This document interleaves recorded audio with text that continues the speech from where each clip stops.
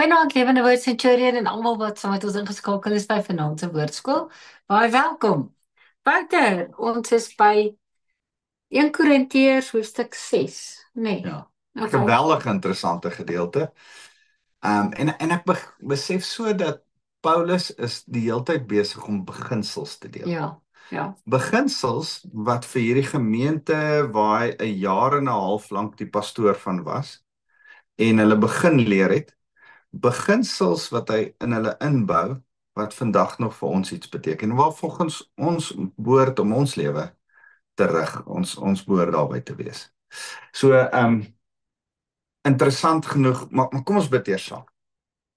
Here, dankie vir u liefde, dankie vir u beginsels, dankie dat ons lewe daarvolgens kan rig. Here, praat met ons deur u woord. En Here, gee dat die Heilige Gees ons aan die woord sal vas laat hou. En dat as ons hierdie beginsels leer, ons dit sal onthou en dat ons dit sal uitleef in ons lewe. Dankie Jesus. Amen. Nou dis interessant, daar's twee goed wat Paulus altyd praat. Hy sê hy's daar om mense te bemoedig en te vermaan. Weet jy wat is die verskil tussen bemoedig en vermaan? Bemoedig is as ek vir jou sê, yes, go for it, jy kan, jy doen dit reg. Hierdie is die manier om dit te doen. Dis wat jy moet doen. Jy's besig om dit reg te doen, go for it. Ja. Vermaan is Ek doen dit nie so reg nie. jy maak droog. Kry dit reg. Dis hoe jy dit moet doen, maar doen dit reg. Ja.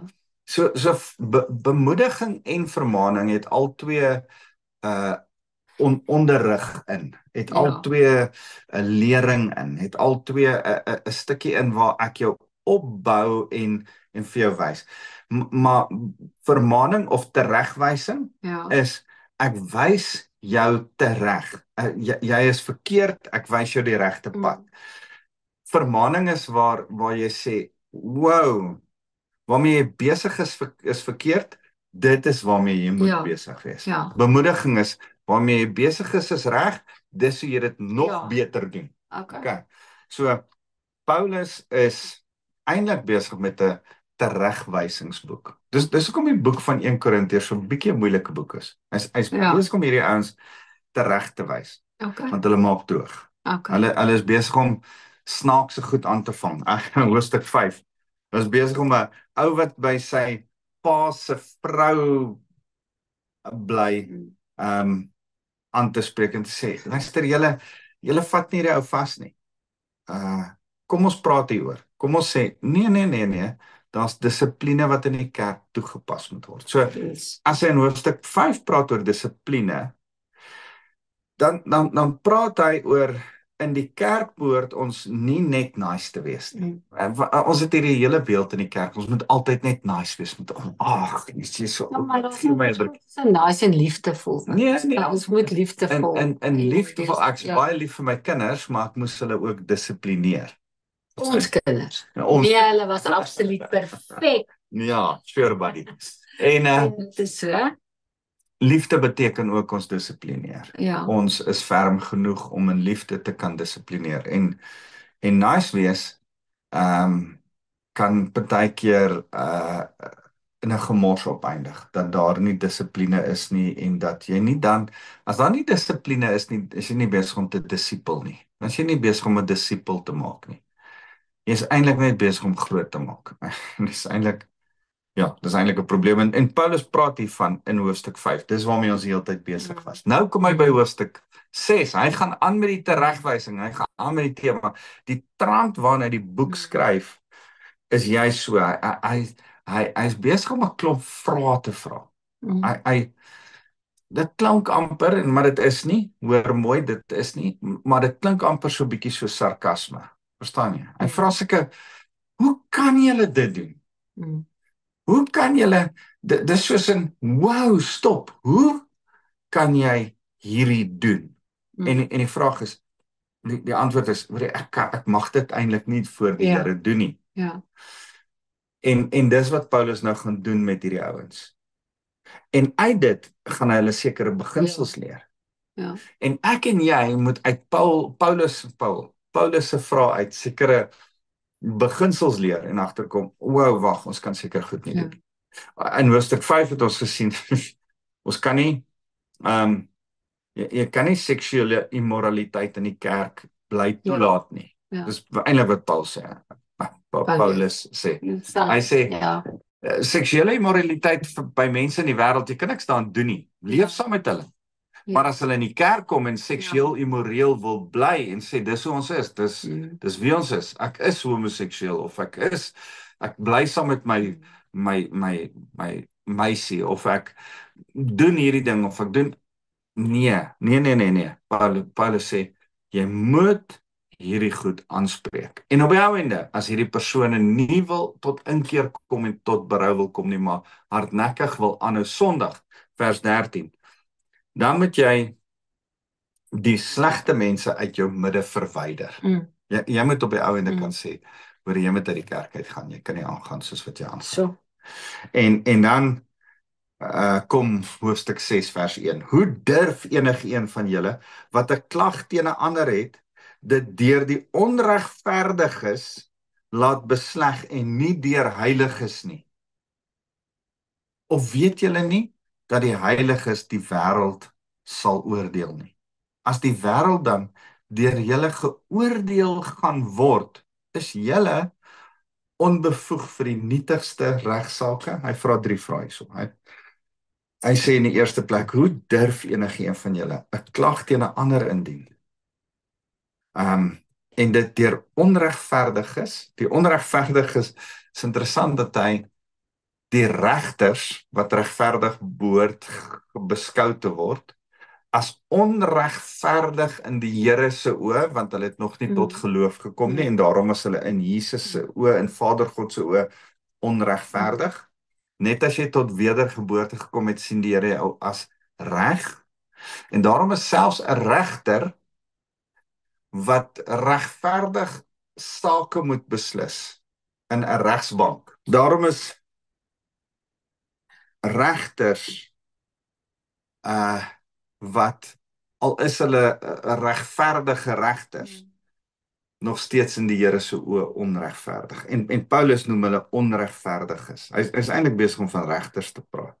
Hoe durf enigeen van julle wat 'n klag teen 'n ander het, dit deur regters onregverdiges laat besleg en nie deur heiliges nie? Nou prokureurs, wêreldse prokureurs en wêreldse regters is onregverdig en is nie heilig nie. Nou kan ek net sê vir al my vriende wat prokureurs is en dalk is jy 'n regter of twee, as jy die Here dien en jy is 'n prokureur, is jy 'n heilige. Jy is nie 'n onregverdige nie en jy is nie 'n onheilige nie. Al maak ons grappies oor prokureurs. Wanneer jy Jesus aanbid, gaan dit ver verby jou beroep en word jy 'n heilige deur Paulus genoem. En word jy 'n regverdige voor God beskou. So, hy is eintlik besig om te sê, kerk van die Here, gelowiges, julle vat julle regsaake, dan gaan julle na 'n hof toe, en dan sit die Korintiese Grieke daar, wat nou aan heidense afgode aanbid, en daai regter, wat eintlik 'n heiden is, hy moet nou vir jou, wat in die beginsels en die morele waardes van Christendom leef, van die Bybel glo, moet hy nou met sy heidense, onregverdige, heidense agtergrond jou sake beoordeel.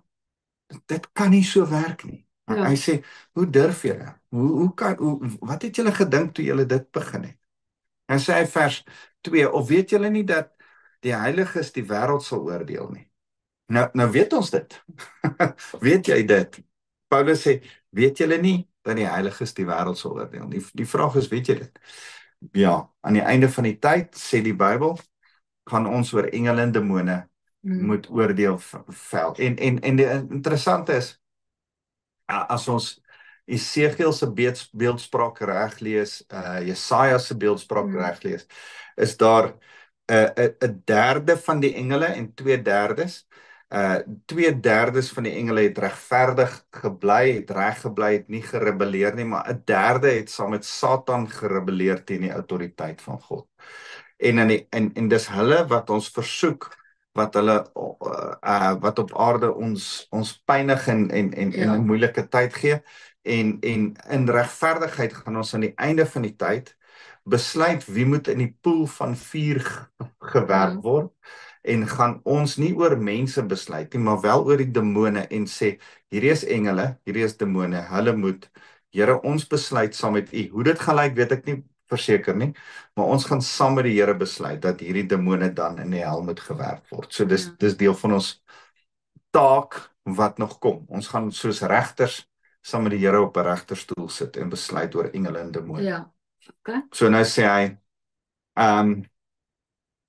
hy sê vers 3, weet julle nie dat ons engele sal oordeel nie, hoeveel te meer die dinge van die alledaagse lewe. Luister, as die Here dit in sy hart en in sy beplanning, sy koninklike wil besluit het dat dit is wat ons eendag gaan doen, moet ons nou dit onder die knie kry om alledaagse goedjies, of dit nou erg is of nie so erg is nie, ons moet daaroor ook 'n oordeel kan vel. Ons moet ook daaroor geestelike prokureurs, geestelike regters kan wees oor hierdie goedjies. Dis wat Paulus hier sê. Nou sê hy, vers 4, as julle 'n regsgeding oor alledaagse sake het, laat julle dit besleg deur mense wat geen aansien in die gemeente het nie. Really? Dis Paulus. As julle 'n regsgeding oor alledaagse sake het, vat julle dit na mense wat geen aansien binne in die gemeente. Laat julle dit besleg deur mense wat geen aansien in die gemeente het nie. Sake wat besleg moet word, moet deur mense in die gemeente besleg word. Nie mense buite die gemeente nie. As jy saam in 'n gemeenskap van gelowiges is en julle is broers en susters saam, dan moet binne in die kerk die kapasiteit, die vermoë wees om hierdie sake op te los. Jy hoef nie na 'n prokureur of 'n persoon of 'n regter buite die kerk toe te gaan nie. Paulus sê, dis onsinnig. Dis 'n beginsel wat ek in julle lewe wil vasmaak. En as ons volgens die skrifbeginsels leef, moet ons daarby hou. En dan kan ons nie ons eie plannetjies opmaak nie. Dan kan ons nie na 'n regter of 'n prokureur of iemand buite die kerk toe hardloop as ons 'n probleem het met iemand anders nie. Ons moet dit binne in die kerk oplos. So. Vers 5 sê, ek sê hierdie dinge om julle te beskaam.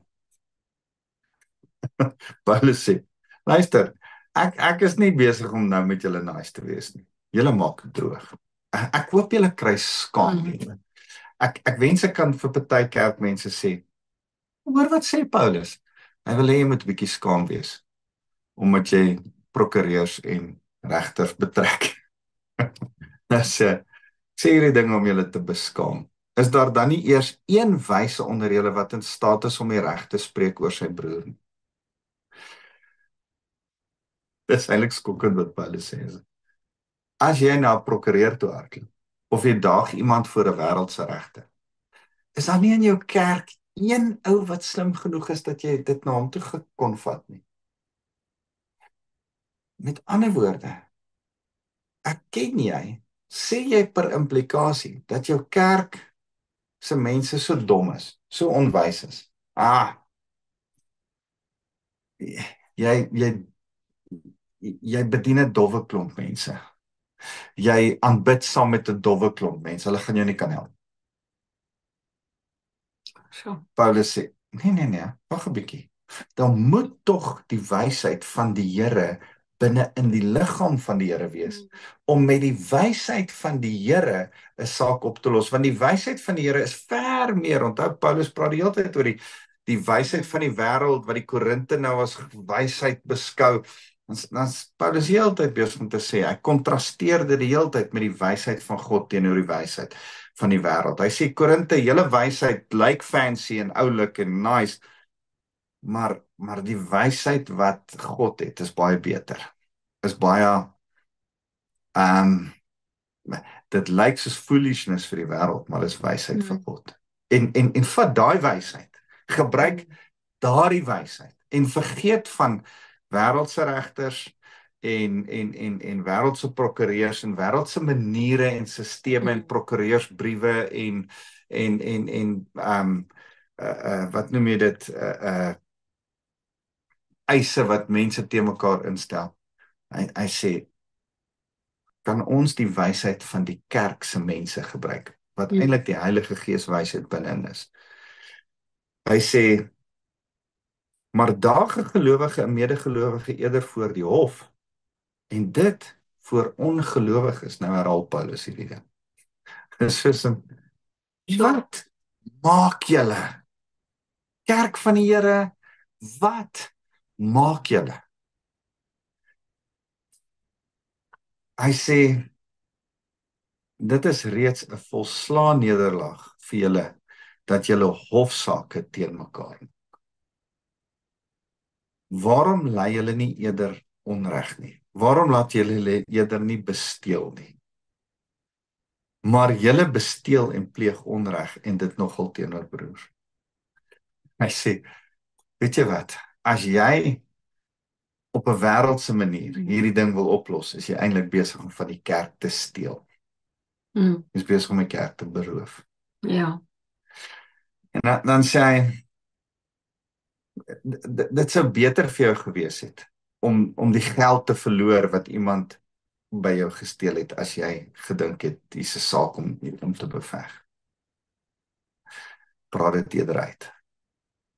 Gaan sit eerder om 'n tafel en praat dit uit in die midde van medegelowiges voordat jy na die wêreld. En Paulus is erg hierop en sê oor en oor, hoorie vers 6. Daag medegelowiges in julle midde eerder mekaar voor die hof en dit voor ongelowige, onregverdige, onwedergeboorte, onbekeerde regters, prokureurs.